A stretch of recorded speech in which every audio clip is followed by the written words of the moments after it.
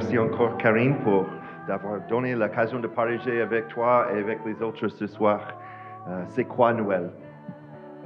Comme Karine a dit, je suis l'un des pasteurs ici de l'Église évangélique de la Croix-Rousse. Et je crois, en tant que chrétien, tout ce qui est beau, tout ce qu'on voit qui vient heureuse, vient de Dieu. Vient de Dieu. Saint Augustin disait que seul Dieu peut vraiment donner la paix à notre cœur, même si on aime beaucoup de choses sur terre. C'est Dieu qui en est la source, même si on ne se rend pas toujours compte. Donc, j'aime beaucoup Papa Côté quand il a parlé de sa famille, son héritage, parce que ça me rappelle l'amour que Dieu a pour nous, n'est-ce pas?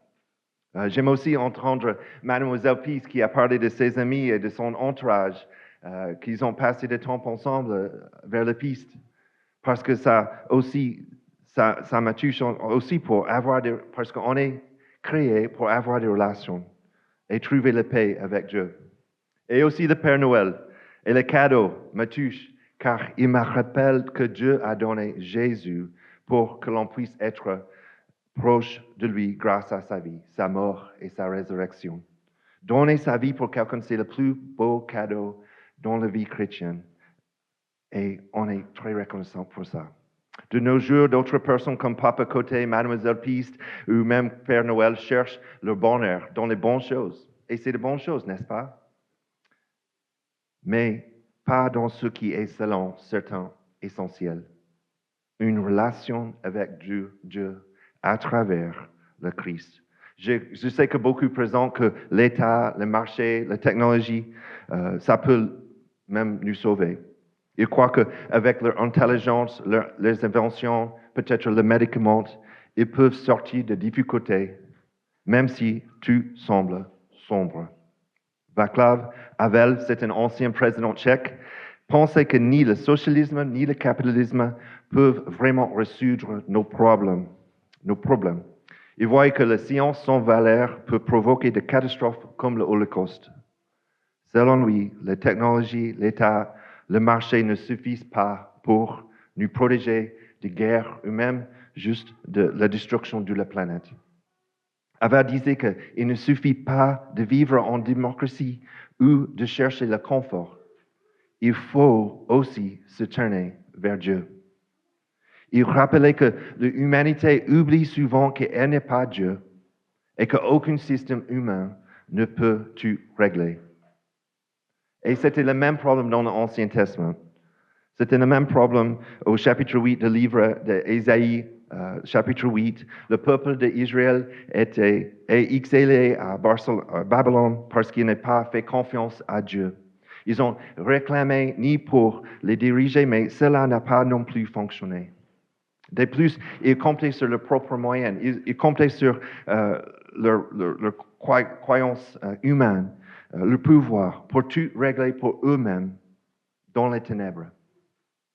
Mais au chapitre 9, Ésaïe a dit qu'une lumière viendra pour éclairer et réjouir tous ceux qui la verront. Ésaïe chapitre 9, verset 5. En effet, un enfant nous est né, un fils nous a été donné, et la souveraineté reposera sur son épaule. On l'appellera merveilleux conseiller, Dieu puissant, Père éternel, Prince de la paix.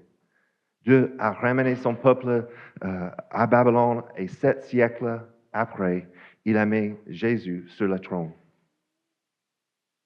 Que tout le monde puisse avoir accès à cette vraie bonheur grâce à lui. Le christianisme ne pense pas qu'on peut tout arranger nos vies tout seul, ni qu'il n'y a aucun espoir. Il dit plutôt que la situation est difficile aujourd'hui, n'est-ce pas?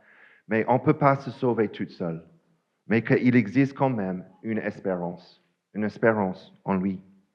Noël représente l'arrivée de la lumière de Dieu dans le monde par Jésus. Ça, celui qui offre n'est pas mérité, mais accepté comme un cadeau qui transforme nos vies. Ça, c'est le cadeau de Noël. Si que le reçoivent et leur permet de refléter encore la lumière divine autour de eux et aussi pour toute l'éternité.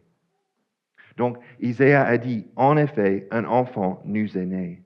Isaïe annonce qu'un enfant va naître dans l'avenir Et il encourage les croyants à attendre cet événement important.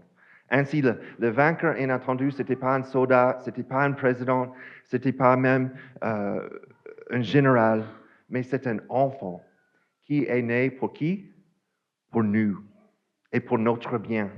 En Jésus, on découvre une force impressionnante, une grande et aussi une grande douceur. Il est fragile comme un agneau et puissant comme un lion. Dieu est venu sur terre en étant humain et en partageant nos faiblesses. Dans l'évangile de Luc, l'ange a aussi annoncé aux bergers à Bethléem que ce jour-là, dans la ville de David, un sauveur est né pour eux. Mais aussi, c'est un fils nous a été donné. Ce fils a été donné pour montrer que le salut, c'est pour les Juifs, mais c'est aussi pour tous les croyants, viennent uniquement de Jésus-Christ. Ce don, c'est un cadeau. C'est très important pour notre foi. La naissance de Jésus n'aurait pas vraiment de sens s'il n'était pas venu pour nous sauver et nous appartenir. Et quand Ésaïe parle de fils, cela veut dire le Fils de Dieu, cela veut dire Jésus-Christ. Il n'a pas ajouté une autre explication parce que ce n'était pas nécessaire à cette époque-là. C'est un peu comme aujourd'hui, si je dis que Mbappé va rejoindre l'équipe OL, on n'a pas besoin de demander qui. Et pour tout le monde, il savait que le Fils, ça veut dire Jésus-Christ, ça veut dire le Messie. Alors, comment recevoir cette lumière? Ce n'est pas seulement la naissance d'un enfant, ce n'est pas non plus juste un fils qui l'est donné. C'est un cadeau qu'il suffit d'accepter. Et la souveraineté reposera sur son épaule. Le Messie prendra vraiment ses responsabilités et montrera sa force sur ses épaules. Ce n'est pas pour la nôtre. C'est Jésus qui porte la responsabilité de guider son peuple pour son royaume. Il est la solution aux besoins d'un roi juste. Il ne faiblera jamais dans cette tâche. Jésus lui-même a dit qu'il a reçu toute l'autorité dans le ciel et aussi sur la terre. Son autorité inspirera le respect par sa propre justice et aussi par sa propre droiture, contrairement au roi dans le passé et même pour le président aujourd'hui. Grâce à Jésus, la victoire pour notre salut a été obtenue. En mourant sur la croix, il a pris sur lui nos fautes. Si on fait confiance à ce qu'il a fait, Dieu nous pardonne, nous accueille et nous donne le Saint-Esprit pour changer, pour transformer nos vies. Sa mort et sa résurrection ont brisé le pouvoir du péché, de la mort et aussi pour nous retenir prisonniers de Satan. Maintenant, nous sommes libres de servir Dieu avec une joie. Parce qu'on l'appellera merveilleux conseiller. Encore une fois, on voit que le texte parle de l'avenir, pas dans la période d'Ésaïe, mais l'avenir. Ce mot parle de Jésus, le roi qui allait venir, et pas de ce qui s'est passé du temps d'Ésaïe. Dans la Bible et dans beaucoup de cultures du Moyen-Orient, le nom signifie quelque chose. Quand on habitait en Afrique du Nord, souvent on a parlé avec quelqu'un, ils ont dit je m'appelle Nora, ça veut dire lumière. Le nom signifie quelque chose. Et on voit dans ce texte, le nom de Jésus signifie quelque chose. Le mot merveilleux parle souvent de Dieu qui est surnaturel. Il fait des actions extraordinaires. Ce que Jésus apporte dépasse tout ce que les gens ont pu voir ou peuvent même imaginer. Il réalise des miracles, enseigne avec une grande sagesse, oui, mais aussi il offre la grâce et la salut pour tous ceux qui le croient. Contrairement aux rois comme Achaz ou Salomon ou même David, qui ont fait des erreurs, Jésus, notre roi, prend toujours la meilleure décision. Il nous montre tout ce dont nous avons besoin pour être sauvés et explique les choses clairement, même dans sa parole. Et il nous considère comme ses amis. Il est un Dieu puissant. Il est un Dieu puissant. Donc, dire que Jésus est Dieu, alors ça veut dire que cet enfant montre que Dieu est vraiment venu sur la terre. S'il n'avait pas été Dieu, on n'aurait pas pu l'adorer. Mais Dieu est venu sur la terre. Et le mot puissant, servir, souvent a parlé de homme fort ou un général qui avait gagné une victoire. Et c'est aussi normal de dire que Dieu est fort, car nos ennemis comme le diable, la mort et le péché sont trop puissants pour nous, mais pas pour notre Dieu. Seule la force de Christ nous protège et rend nous capables de leur résister. Ce titre nous montre aussi que Jésus nous protège complètement, pas juste en partiel, mais complètement, pour qu'on soit sauvé.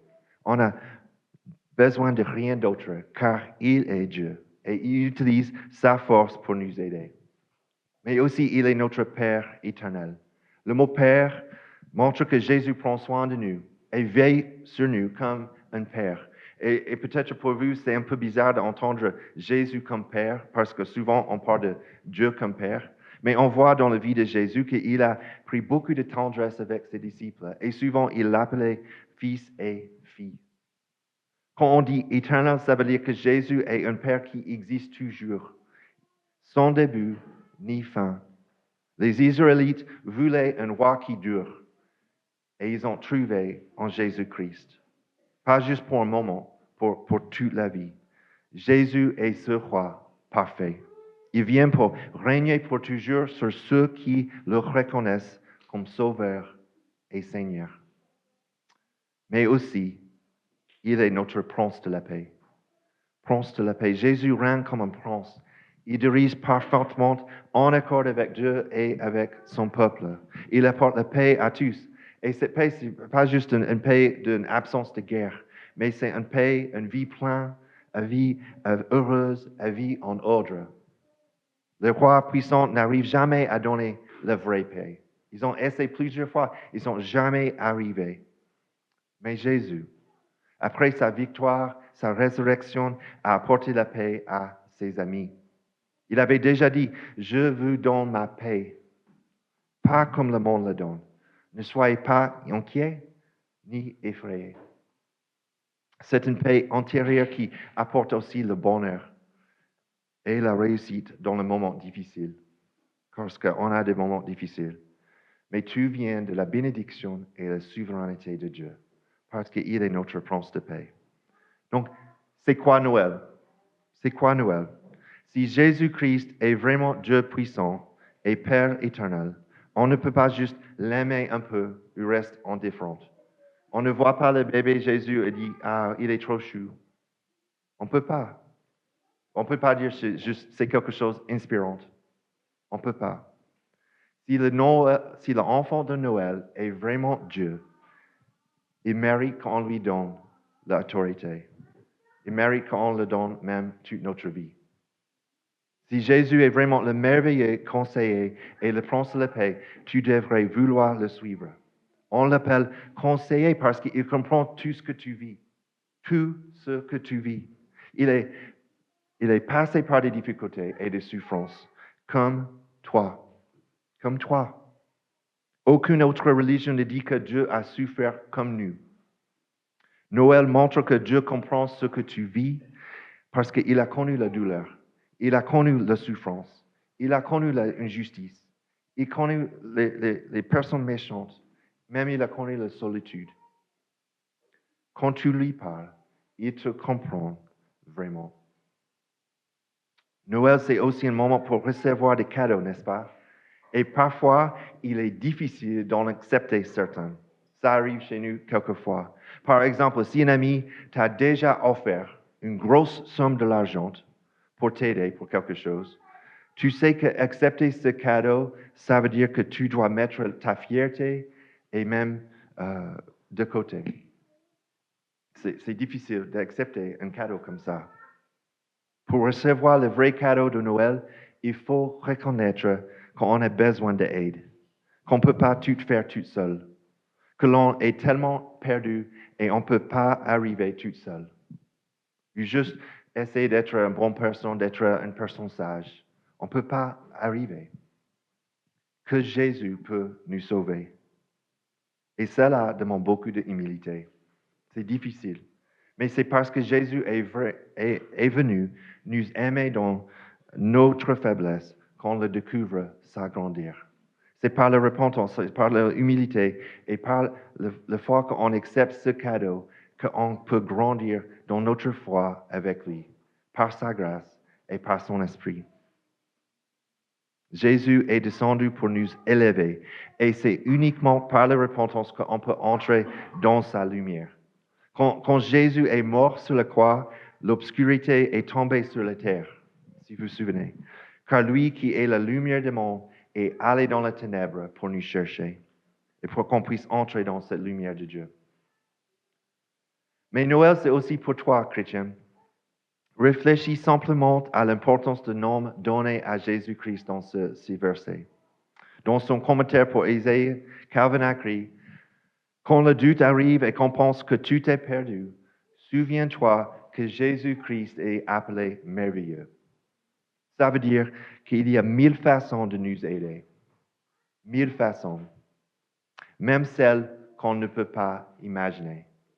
Parce qu'il est notre merveilleux conseiller. Si tu as besoin de conseils, rappelle-toi qu'il est le conseiller.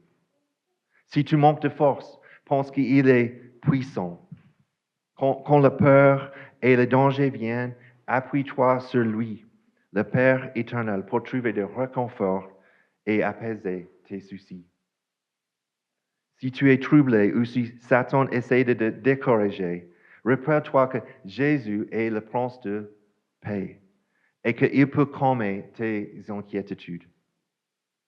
Ces titres nous rappellent de faire confiance à Jésus et de rester fort face aux difficultés, pas par notre force, pas par notre propre moyen, mais en lui, par sa grâce. Il nous donne la vie éternelle, la paix, la justice et ses conseils pour toute l'éternité. Donc, chrétien, réjouis-toi de cette victoire chaque jour qu'il nous a donné, la liberté. Peut-être on peut demander pourquoi je suis triste, pourquoi je suis inquiet. Réjouis-toi car Jésus a gagné pour toi dans sa vie. Qu'on accepte, qu'on se rappelle chaque jour ce cadeau de Noël pour nous jusqu'à qu'il revienne. Amen.